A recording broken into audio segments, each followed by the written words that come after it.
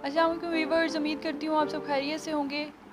इस वीडियो में जो हमने आज डिस्कस करना है वो इंटरनेशनल लॉ के बारे में हम पढ़ेंगे।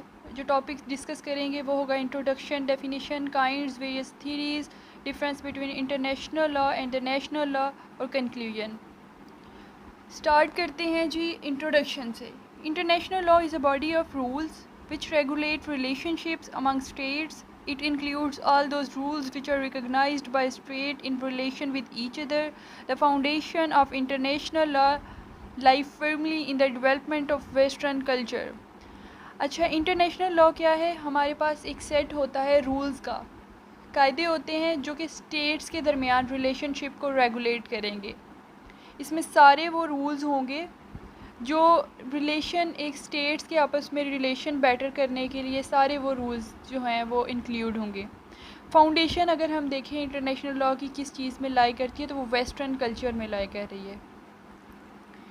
Definition, international law can be defined according to Gray. Gray ने इंटरनेशनल लॉ को जो डिफ़ाइन किया है, इंटरनेशनल लॉ और the law of nations is the name of body of rules which regulate the conduct of state in their intercourse with each other. वही बात आ गई कि ये स्टेट्स के दरमियान जो है वो उनके कंडक्ट को बेहतर करने के लिए एक सेट ऑफ रूल्स बनाया हुआ है।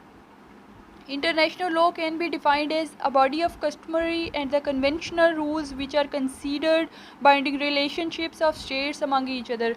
वही बात कि रिलेशनशिप, इंटरनेशनल लॉ क्या करता है कि स्टेट्स के दरमियान जो रिलेशनशिप है उनको बाइंड करेगा, एक दूसरे के करीब लाएगा।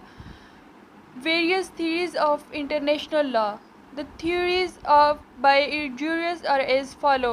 Customary law. It is sort of customary law because it is based on long-standing actual practices of civilized nation.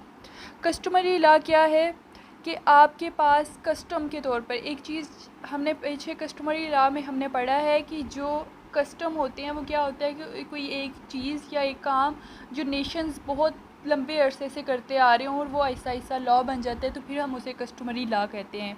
तो इसका भी यही है कि ये एक किस्म का कस्टमरी लॉ है क्योंकि ये भी एक लॉन्ग स्टैंडिंग एक्चुअल प्रैक्टिसेस जो है वो नेशंस पर बेस्ड कर रहा है।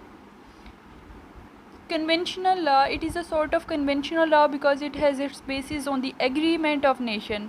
कन्वेंशनल लॉ हमने पढ़ा था कि कन्वेंशनल लॉ होता है एग्रीमेंट अमंग नेशंस। तो इंटरनेशनल लॉ भी इसी तरह है कि आपका एक सॉर्ट ऑफ एग्रीमेंट्स हो रहा है स्टेट्स के दरमियान।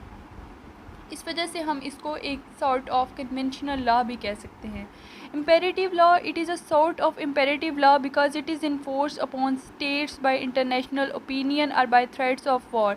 इम्पेरेटिव लॉ में हमने पढ़ा था कि जी हम करते हैं किस इन्फोर्स कराते हैं स्टेट्स के ऊपर। इम्पेरेटिव लॉ में कोई सुपीरियर पावर होती है जो इन्फोर्स करा रही होती है। इसमें भी यही सीन है कि हम इन्फोर्स करा रहे होते हैं इंटरनेशनल ओपिनियन, या फिर कि अगर आप हमारी बात नहीं मानेंगे तो जंग का ऐलान किया जा सकता है। Natural law, it is a branch of natural law because it embodies the principle of natural justice. यानी ये भी नेचुरल लॉ की तरह का ही एक international law is sort of natural law. अब ऑस्टिन का व्यू हम देखेंगे। View of Austin would not recognise it as law at all. Law he argues is a command set by political superiors and since there is no political superior over the sovereign state, international law is not law in the power sense of the word.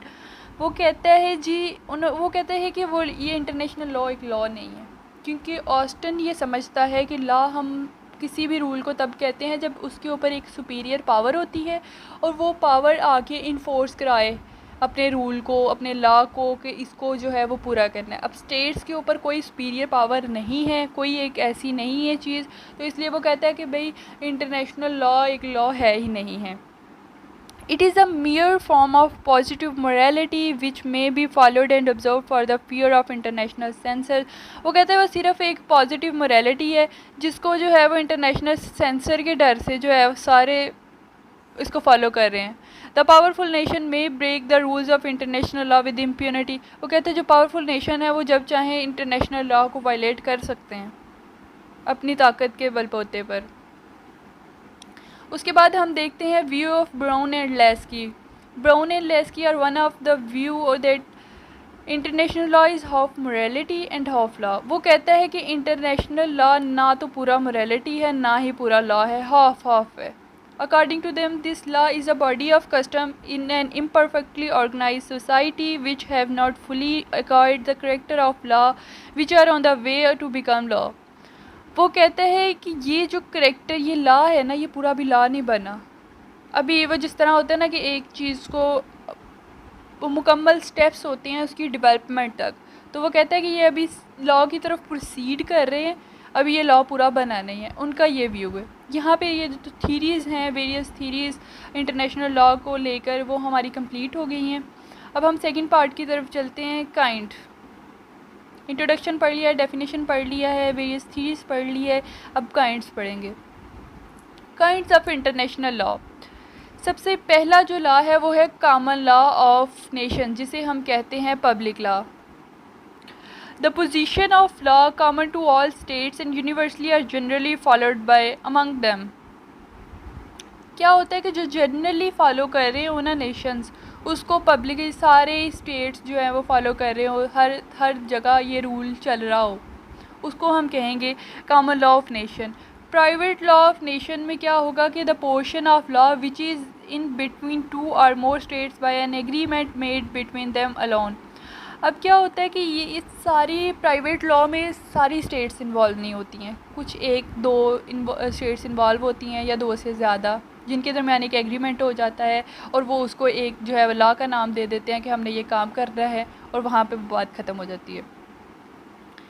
फिर एक kind law की, international law की जो है वो basis nature of consent पे बनती है, रजामंदी पे।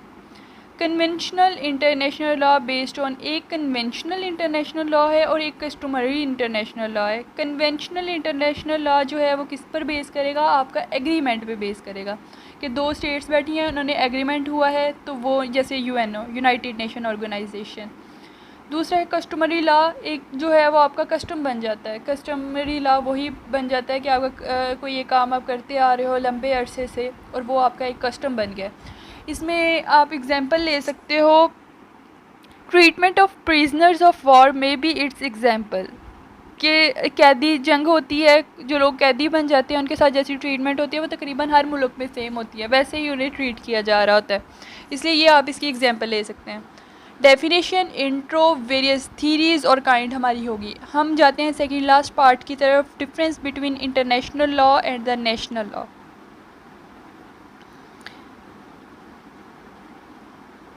Difference between international law and the national law. The main difference between international and the national law is that international law regulates external relationship between two or more countries by signing of treaties and agreement concerning trade, war, the sea or oil. Domestic law is applied within the boundary of the country. अच्छा, क्या होता है कि आपका international law externally मुल्क से बाहर relationships को रेगुलेट कर रहा है, जो मुल्क से बाहर हो रही है, आपकी ट्रेड हो रही है, आपके वार हो रही है, इन सारी चीज़ों को इंटरनेशनल लॉ रेगुलेट करेगा। जबकि आपका डोमेस्टिक लॉ और जिसे हम नेशनल लॉ भी कहते हैं, is applied with in the boundary of the country and is created in accordance with the constitution of state, International law cannot be enforced, however it offers a vehicle for wider international cooperation such as creation of the United Nations. अब इसमें क्या है, कहता है कि जो आपके पास international है वो आउटसाइड द कंट्री रिलेशनशिप्स को रेगुलेट कर रही है, और जो आपका दूसरा नेशनल लॉ है वो with in the boundary of country आपके रिलेशनशिप्स, आपके जितने भी मैटर्स हैं उनको डील करेगा। सेकेंड है जी, the world is divided graphically into close to 200 countries or nation. These boundaries or divisions are not natural but man-made on the basis of perceived similarities between people, culture, languages and religions. When we are talking about an event taking place inside the boundaries of the country, the event is termed as national and people taking part in the event are also citizens of that country. अच्छा, यहाँ पे ना दो scenarios पेश किए हुए हैं कि आपके मुल्क में कोई इवेंट हो रहा है, अगर वहाँ पे पार्टिसिपेट किया है बाहर के लोगों ने भी तो वो इंटरनेशनल होगा। अगर उस इवेंट में बाहर के लोगों ने पार्टिसिपेट नहीं किया, उन्हें आपने इनवाइट नहीं किया और सिर्फ आपका इनसाइड द कंट्री मैटर्स रह रहे हैं, तो आप उसको जो है वो नेशनल कहोगे। अगर बाहर से भी आवाम आ रही है तो इंटरनेशनल, अगर सिर्फ कंट्री के अंदर ही एक इवेंट है और कंट्री के ही लोग जो है वहाँ पे इनवाइटेड हैं तो वो आप नेशनल कहोगे। If there is sport, third one है, if there is sport meet in a country where participants come from that country only it is a national meet. National meet आपके पास क्या आ रहा है कि कोई ऐसी चीज़ है, आपका कंट्री के अंदर ही मैटर्स अफेयर्स को डील किया जा रहा है, स्पोर्ट आप करवा रहे हैं, उसमें सिर्फ आपको कंट्री के लोग जो हैं वो अलो हैं, तो आप उसको कहेंगे नेशनल मीट।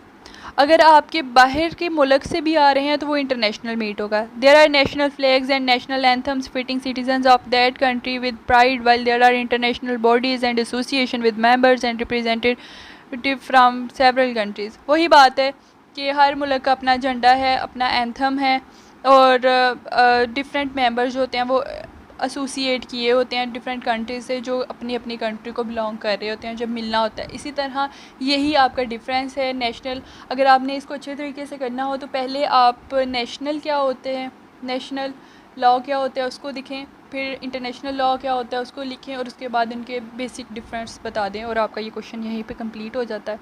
फिर कंक्लूजन देख लेते हैं एंड पे। To conclude that international law is necessary for peace and security in the world, the international law is a body of rules and principle of action which are binding up civilized state. International law जो होता है वो पूरी दुनिया में piece, अमन के लिए बहुत ज़्यादा ज़रूरी है, सिक्योरिटी के लिए। The international law is a body of rules and principle of action. इसमें आपका रूल्स आ जाते हैं जो कि सिविलाइज स्टेट्स को आपस में एक दूसरे के करीब लाते हैं। Although there are some drawbacks in the international system में बहुत सारे ड्रॉबैक्स हैं, बट ये एक प्रॉपर लॉ कंसीडर किया जाता है। The scope of international law has widened, it deals with immense variety of matters. Wide हो गया है इसका स्कोप और ये बहुत सारे मैटर से जो है वो डील करता है। यहाँ पे आपका क्वेश्चन कंप्लीट हो गया जिसमें आपने पढ़ा है जी इंट्रोडक्शन के बारे में, डेफिनेशन के बारे में, काइंड्स के बारे में, इंटरनेशनल लॉ की वेरियस थीरीज़ के बारे में, और फिर हमने पढ़ा है difference between national and international law और कंक्लूजन के बारे में। सारे पॉइंट इस वीडियो में क्लियर हो गए हैं।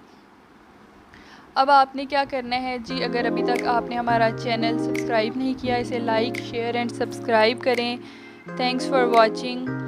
अल्लाह हाफिज़। अपना बहुत बहुत ख्याल रखिएगा। अल्लाह हाफिज़।